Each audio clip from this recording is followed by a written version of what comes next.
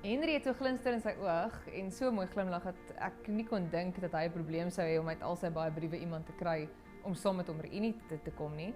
Maar ongelukkig het hulle 'n bietjie van 'n familie en plaas prioriteit gehad en hy moes eers aandag daaraan gee. So ek het respek vir die feit dat hy nie sommer net iemand saamgebring het net om iemand saam te bring nie. Hy het gesê hy is nog tyd nodig om deur sy briewe te gaan. So die dames wat vir hom briefies geskryf het, moet nou nie moed opgee nie. Hy gaan dalk nog binnekort daai telefoon optel.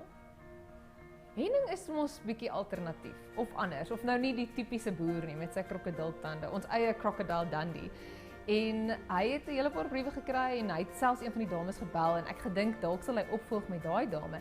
So daag hy toe op by die reunie met 'n ou vriendin wat hy ontmoet het al lank terug, maar sy was weg tydens die proses van Boer soek 'n vrou.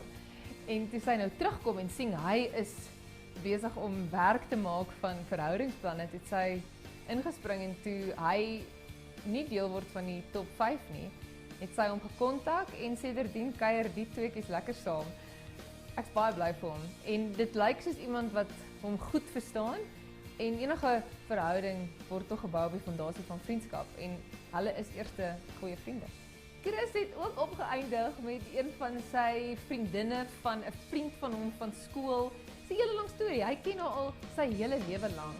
Ek het gevra maar hoe het julle twee nou eventueel romanties geraak? Sy sê nee, toe sy hom nou sien op Boer soek 'n vrou, toe kyk sy in 'n ander lig na hom. So sy het nou nie 'n brief geskryf nie, maar sy het definitief in 'n ander lig na hom gekyk en toe miskien het hy as gevolg daarvan ook in 'n ander lig na haar gekyk. Nietemin, hulle is baie gelukkig en tevrede en lyk eintlik redelik verlief.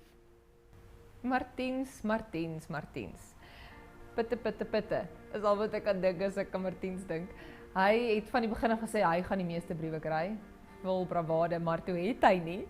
Maar hy het wel kwaliteit briewe gekry en hy het briewe gekry wat inhoud gehad het wat ooreengestem het met presies waarvoor hy gevra het.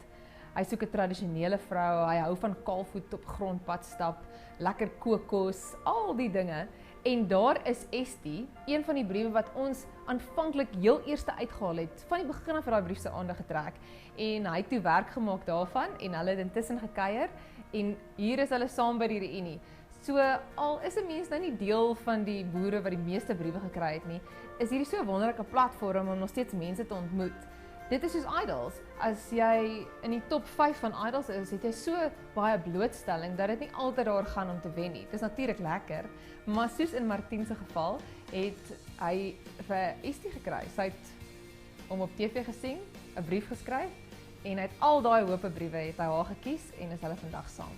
Going to the chapel and we're gonna get married. Lisa is verloof en ek is so opgewonde en so bly vir haar. Want dit is waar hierdie alles gaan. Dit gaan daaroor om liefde vir mense te vind, om weer hoop in hulle harte te sit en veral na die moeilike tyd waardeur sy is. Ek so bly sy het iemand gekry.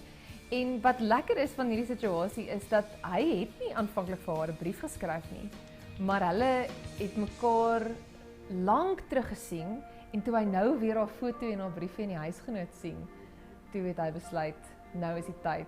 En hy het gewag dat sy klaarmaak met haar proses en toe het hy ingetree en toe het hy nou nie op hom laat wag nie. Ek dink hy het geweet hierdie is 'n formidabele vrou en hy gaan haar definitief nie deur sy vingers laat glip nie. En hulle sal voor die einde van hierdie jaar, wel, voor die einde van 2014 al getroud wees.